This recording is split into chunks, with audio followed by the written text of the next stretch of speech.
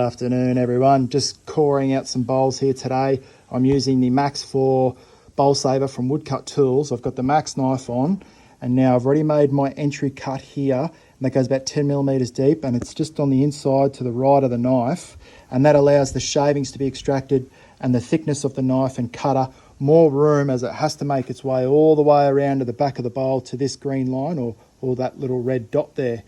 And now I'm using the laser in conjunction with the cutter, and it makes your life a hell of a lot easier. This is a small, medium and large, and I've got the large knife on, and I've also made this little jig, little homemade jig. It just speeds things up. And now this is how I make sure I don't go through the bottom. That lines up with the Max knife, and that front green line lines up with the front timber there, and that was the large knife. And that's how I speed through the bowls using the laser and the Max 4. Cheers guys.